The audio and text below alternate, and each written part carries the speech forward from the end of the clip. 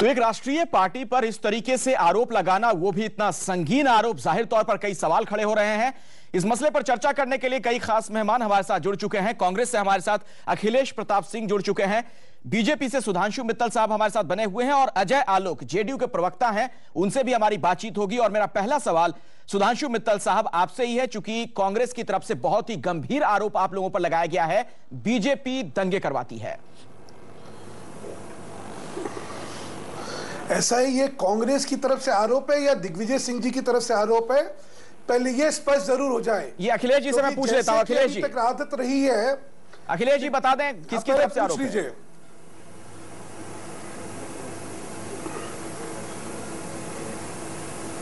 Hello, हाँ अखिलेश जी, सुधांशु मित्तल साहब ने आपसे एक सवाल पूछा है, दंगे बीजेपी करवाती है, ये आरोप कांग्रेस का है या दिग्विजय सिंह का आरोप है? ये नई बात कहा है।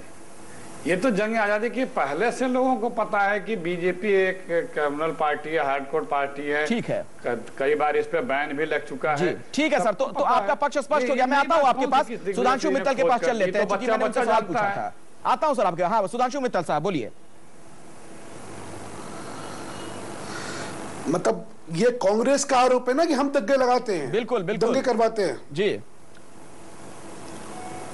ठीक है, अब देखिए, इससे हल्के स्तर की राजनीति और इससे भद्दी राजनीति एक कांग्रेस के स्तर की पार्टी अगर करे तो ये सारी राजनीति को शर्मसार कर रही है। मैं एक एक चीज पे आना चाहता हूं। दिल्ली में 5000 सिखों की हत्या आप करवाइए और दंगाई हम हो जाएंगे।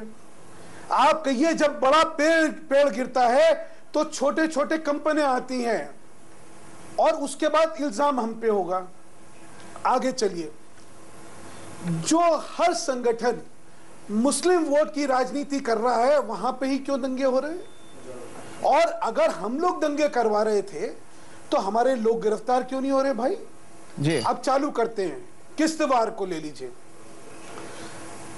जिस दिन दंगा होता है वहां 8 घंटे तक तांडव नृत्य होता है।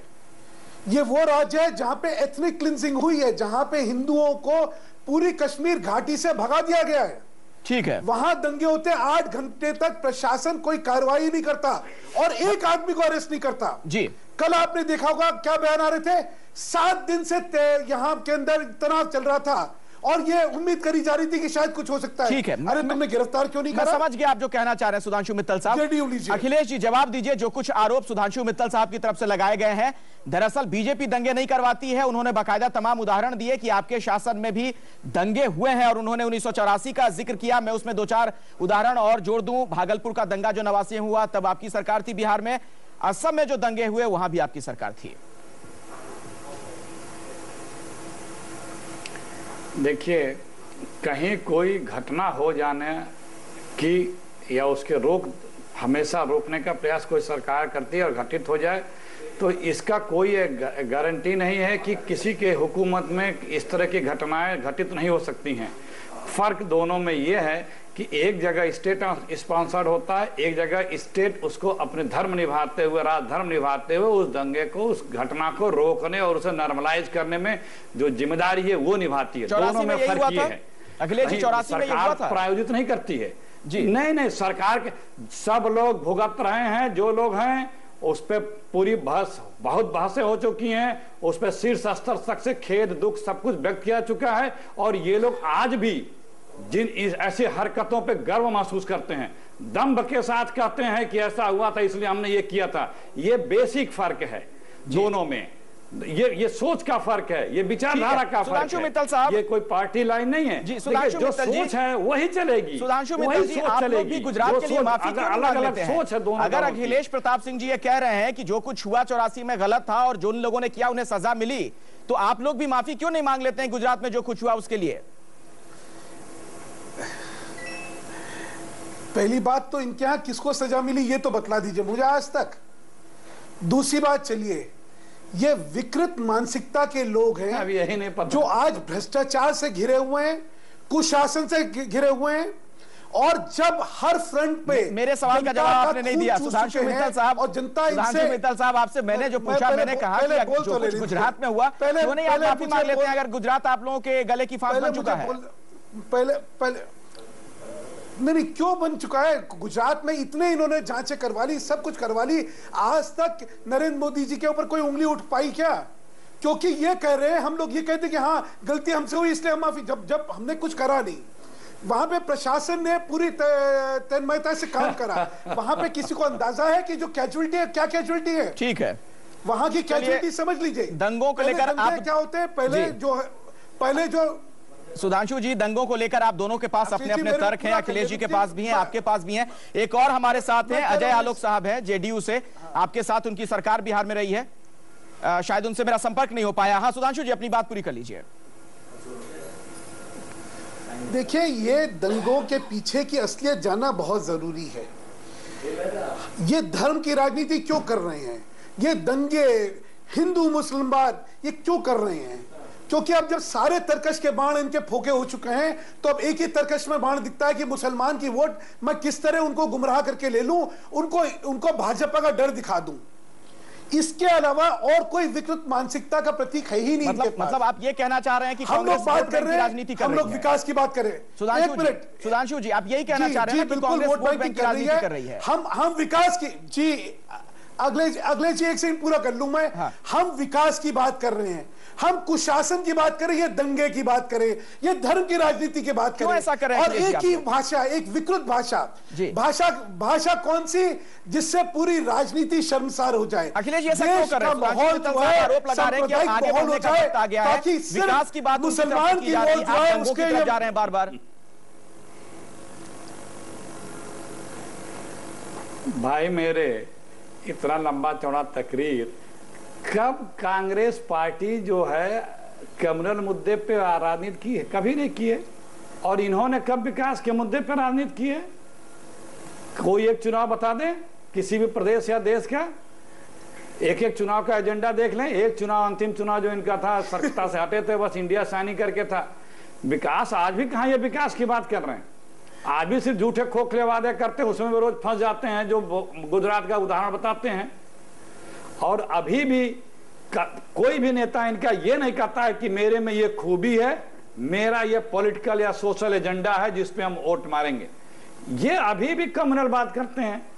और आप इतना खोद खोद के पूछ डाले, लेकिन उसको गर्वान्वित होकर ही बता रहे हैं। उसको ये नहीं कह रहे हैं कि अगर किसी को खेद हुई हो तो हमें तकलीफ, क्षोभ है, किसी को कष्ट पहुंचाया तो हम क्षमा मांगते हैं। अच्छा, हमारे यही कह दें कि हमारी सरकार ने बहुत कुछ किया, लेकिन उसके बावजूद भी नहीं, सुन लीजिए, पूरा समय हमको भी दीजिए। बोलिए हाँ बोलिए, अपनी बात पूरी कर लीजिए, फिर मैं चलूंगा सुधांशु मित्तल साहब के पास। बोलिए। अभी कह रहे हैं कि हम वोट बैंक की राजनीति करते हैं। आप दिल्ली में मीटिंग करेंगे, कहेंगे कि विजन एजेंडा ला रहे हैं माइनॉरिटी के लिए। दिल्ली की वर्किंग कमेटी में गुजरात पहुंचते ही पपिया और बुर्का और पता न क्या क्या स्टेटमेंट दे डालेंगे। क्यों?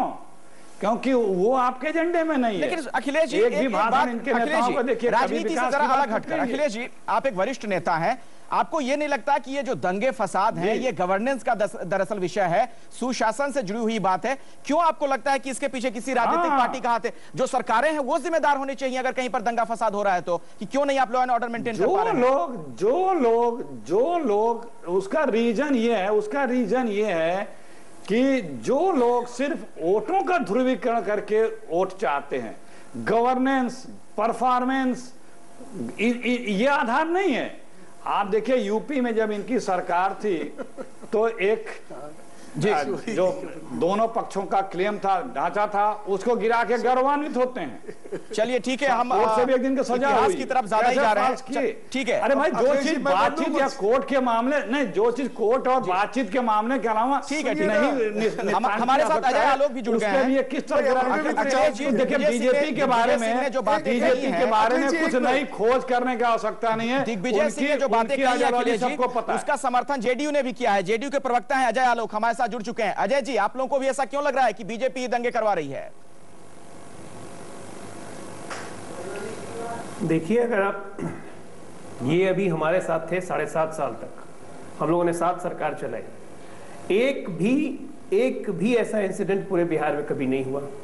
अब पिछले 2 महीने में माननीय दिग्विजय सिंह जी ने ठीक कहा कि बिहार में 6 ऐसी घटनाएं हो चुकी हैं। हालांकि प्रशासन बहुत सजग है अजय जी, लेकिन आपकी जो दलील है बहुत अजीब सी दलील दरअसल लग रही है। ये क्या सरकार का काम नहीं होता है कि सरकार दंगों को रोके? आप अगर इनके पृष्ठभूमि में जाएंगे, अगर किसी राज्य में दंगा फसाद हो रहा है, लोगों की जान जा रही है, तो फिर सरकार क्या कह रही है, प्रशासन क्या कर रहा है? बीजेपी तो फिर आपको यह कह सकती है कि अगर बिहार में सुशासन था तो उनकी वजह से था, वो जैसे ही सत्ता से अलग हुए तमाम तरह की इस तरह की घटनाएं सामने आने लगी। इसका मतलब वो मान रहे हैं, इसका मतलब वो बीजेपी वाले मान रहे हैं कि हम सत्ता में थे इसलिए हम नहीं कर रहे थे, अब हम विपक्ष में आ गए इसलिए हम दंगा करवाएंगे। यही बात तो दिग्विजय सिंह जी कह रहे हैं। सुधांशु जी, इस पर कोई गैर भाजपा शासित राज्यों में जहां भाजपा शासन में नहीं है वहां दंगे करवाए जाएंगे? आप इसके इतिहास पे जाएं, 1948 की आपको बात याद, छोटा सा कमेंट, ब्रेक के लिए रुकना पड़ेगा मुझे जी को, जब आरएसएस पे प्रतिबंध लगाया गया अजय जी अपनी बात रखिएगा, एक छोटा सा कमेंट पहले ले लो, मैं सुधांशु मित्तल साहब से ब्रेक के लिए रुकना पड़ेगा। माननीय पटेल साहब ने खत लिखा था,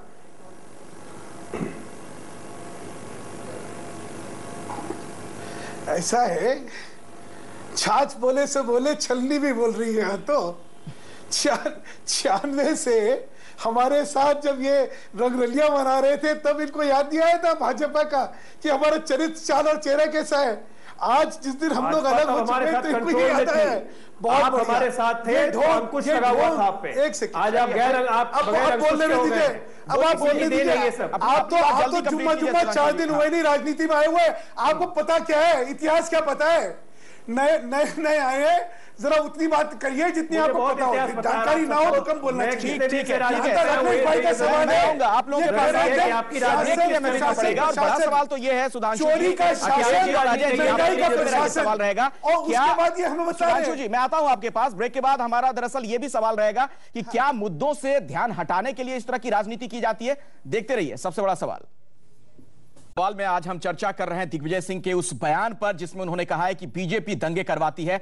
सुधांशु मित्तल साहब और अजय आलोक जी, वक्त चूंकि हमारे पास नहीं है इसलिए माफी के साथ आपको मैं कहना चाहूंगा कि आपके पास तो मैं नहीं आ पाऊंगा, लेकिन चूंकि कांग्रेस की तरफ से आरोप लगाए गए इसलिए छोटा सा जवाब दीजिएगा। अखिलेश जी, आपसे मेरा यह सवाल है, क्या कांग्रेस सांप्रदायिक ध्रुवीकरण के लिए इस तरह के बयान दे रही है?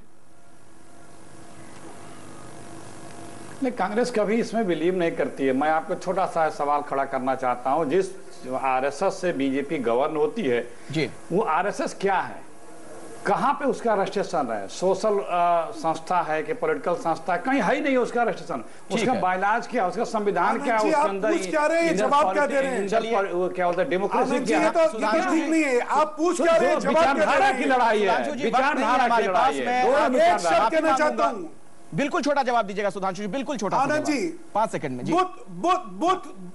आनंद जी, बुत हमको कहे काफिर, अल्लाह की मर्जी है। चलिए, इनका ये चरित्र है। ठीक है, बहुत बहुत शुक्रिया आप तीनों मेहमानों का, बहुत बहुत शुक्रिया इस मेहमानों का इस चर्चा में शिरकत करने के लिए। हमारे दर्शक इतने समझदार हैं, होशियार हैं, वो खुद तय कर सकते हैं कि क्या एक स्वस्थ लोकतंत्र में इस तरह की राजनीति को वो जगह देंगे। आज सबसे बड़ा सवाल में इतना ही, बाकी खबरों के लिए आप देखते रहिए न्यूज़ 24।